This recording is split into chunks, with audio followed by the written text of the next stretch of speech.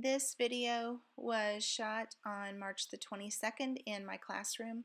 It's a practice day. My students were practicing some of the presentations that they were hoping to give for their final project in the Shakespeare unit.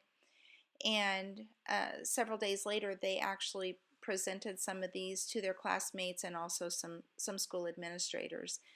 This is their first day practicing their sonnets and their scenes and their presentations, so they are far from perfect, but they gave me permission to go ahead and share this with Dr. Mills at OCU so that you could see what goes on in our classroom sometimes.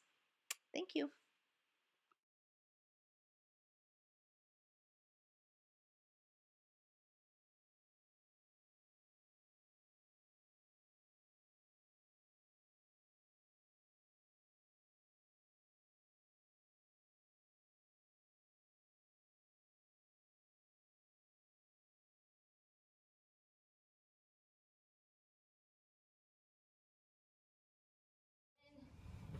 In disgrace, misfortune in men's eyes, I, all alone, beweep my outcast state.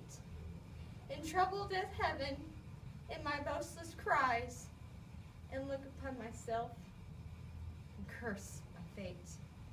Wishing me like one more too rich in hope, featured like him with friends possessed. Desiring this man's art in that man's scope, with what I most enjoy, contented please. Happily, I think upon my I messed up. And with these thoughts, I found myself almost despising from sullen Ursine's hymns at heaven's gate. Oh, for thy sweet love remembered, such gulf brings, that then I scorn to change my state with kings. That's it. Because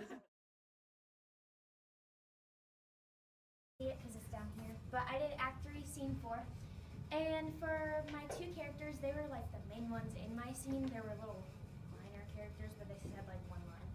So I did Macbeth and Lady Macbeth, and Macbeth's three like big things are his bravery, his ambition, and his self-doubt.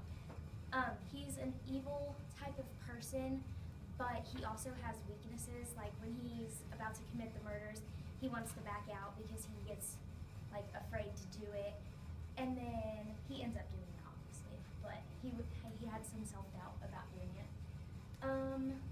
When like towards the end of the play, it's like Macbeth's life came to like full circle, because most of his life he was on the battlefield, and then he ended up going down in combat when the English army came. And then Lady Macbeth, she is the one planning most of the murders. She's kind of like the conniving, evil, manipulating person. She's the one that convinces Macbeth to do all the murders, and when he starts to try and back down, she questions his manhood and is like, if you really want this, you're gonna have to murder them. And like at the end of the play, it's not my scene, but she ends up killing herself due to the guilt from the murders. And then I kind of summarized my scene. So in the beginning of it, the first murderer comes and he's talking to Macbeth, and he informs him that Banquo is dead and his murderer has escaped. And then while eating dinner, Macbeth ends up seeing the ghost of Banquo, and they have guests over, but Macbeth is just carrying on this conversation with the ghost, and Lady Macbeth has to kind of cover for him and be like, he has visions, and he like talks to them to make him not seem as crazy. And then Macbeth he begins muttering blood. I forget what this is, I keep messing it up. Blood will have blood, and he's kind of beginning to worry that he will shed blood and he's going to be hurt because of his involvement in the murder of Banquo, which was his best friend.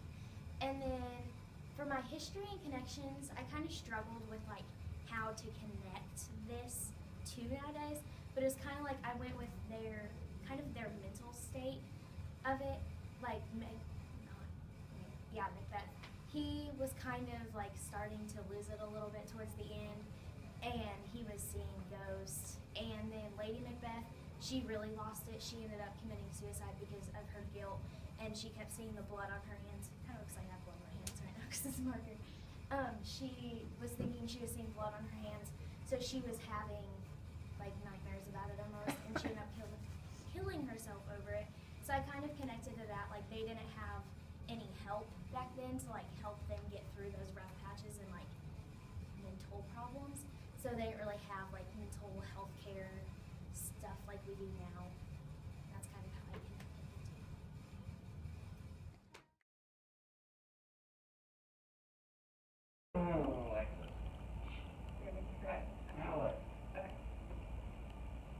Oh, that you were yourself, but love you are no longer yours, and you yourself here live.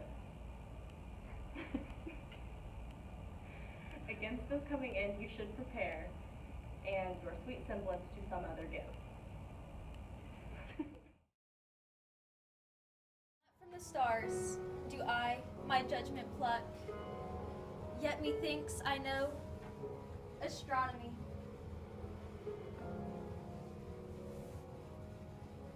But not to tell of good or evil luck, or minute's brief fortune, to tell of plagues, of dearths, and season's quality. Season's quality.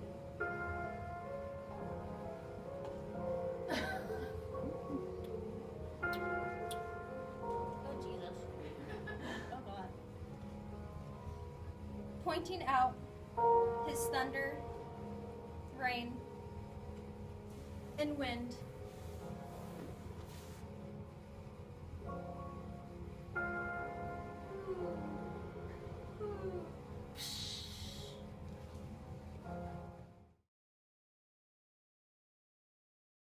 That you were yourself, love, you are no